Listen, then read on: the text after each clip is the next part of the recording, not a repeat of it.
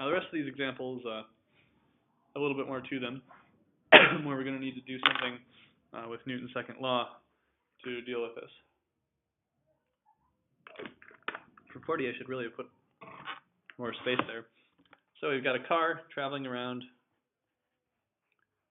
a road with a radius of curvature 45 meters. Now, say the car is going around a curve, and it's going like this way, all right? So that's toward the center, but this is a top view. Then from a view behind the car, we have gravity acting, we have normal acting, and to stay on that circular path, we need to have friction acting toward the center of the circle. Now, we've talked about before that for a car tire, where they actually have static friction acting, not kinetic, which is a little bit weird. In the vertical direction, we just have normal in it and gravitational, so we know that normal force is equal to mg.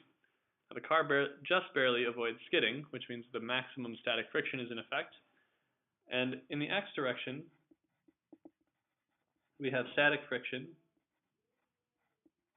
causing centripetal acceleration in the circle. So for acceleration, we can plug in v squared over r. And we know normal force is equal to mg. And so we get that the coefficient of static friction is equal to v squared over gr, which we have numbers for. So we can plug those in. 12 squared divided by 9.8 times 45.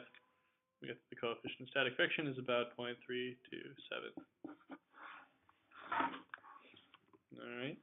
Another example, we've got a mass of 1.5 kilos, whirled in a vertical circle on a massless rope. That's handy, so we don't have to worry about the rope's weight. It has a speed of 2.5 meters at its lowest point. What is the tension in the rope? Well, mass, vertical circle, what do we have? We've got gravity downward, tension upward.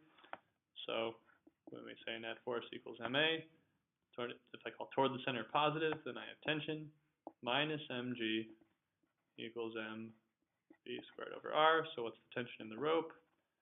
Well, it's going to be mv squared over r plus mg, which is 1.5 times 2.5 squared over, I would need to tell you the radius, which I failed to do, so let's say it's 15 centimeters. So that's over 1.15, 1.8, 1.5, 9.8. Multiply it all out.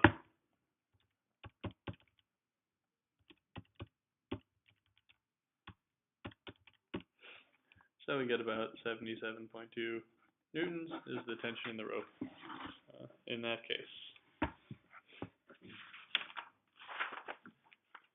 There's another example. A car with mass m is traveling around a banked curve with radius of curvature r, angle of inclination theta, on an icy day. I have an expression for the speed the car must maintain to avoid sliding on the road.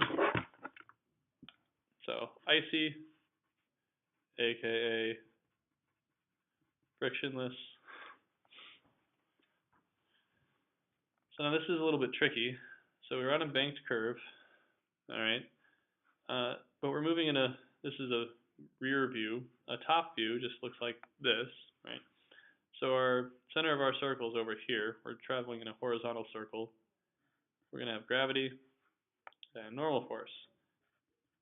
But our acceleration is toward the center of the circle. So our acceleration is actually horizontal, not vertical. I'd rather in a different color because it's not a force, it's a different thing. This is an acceleration. So in this case, we aren't going to rotate our coordinate system, okay? Because the acceleration is in the horizontal direction, we're going to make horizontal and vertical our x and y directions. So because of that, now the normal force is what we need to break into components. So if this is angle is theta, and by, what is it, alternate interior maybe? I forget what the property is called. But if this is theta, then what do we have? If this is theta, then this angle is also going to be theta, which means that the y component is normal force times sine of theta. and then we also have gravity downward. In the vertical direction, nothing is happening. So in the vertical direction, we learn that in this case, normal force is mg over sine theta. Then in the x direction, well, the normal force is what's providing all of the centripetal force, but it's a component. And the normal force we know is equal to that. So if we're finding an expression for the speed, mass cancels, and we find that velocity is equal to gr sine over cosine is tangent. So velocity is equal to the square root of gr over tangent theta in this particular case. This is actually something civil engineers and stuff do. Like if they're banking a curve, they figure out, okay, I'm at the speed limit, what angle does my curve need to be at for me to go at the speed limit and not slide off? So they actually will consider that, so that, you know, they're assuming that there will be some friction, but that if the road is slippery, the cars are less likely to go off the edge. This is an interesting problem. Carnival ride, spinning cylindrical chamber. Once it starts spinning fast enough, the floor drops out. So you may have seen this or been on one of these before. And you're kind of stuck to the wall. It's kind of cool. So this is a top view.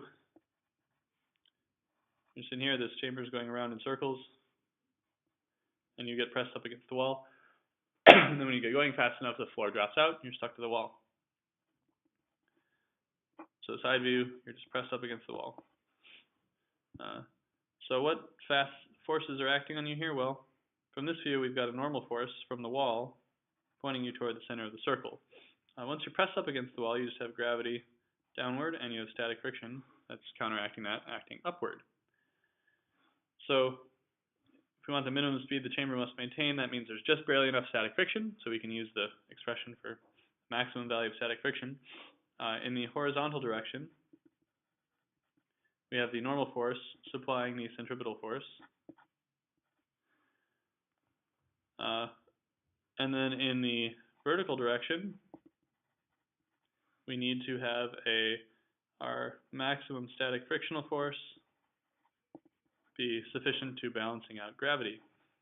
So if we plug that in, then we have mu s mv squared over r equals mg, and speed that must be maintained is equal to the square root of gr over mu s.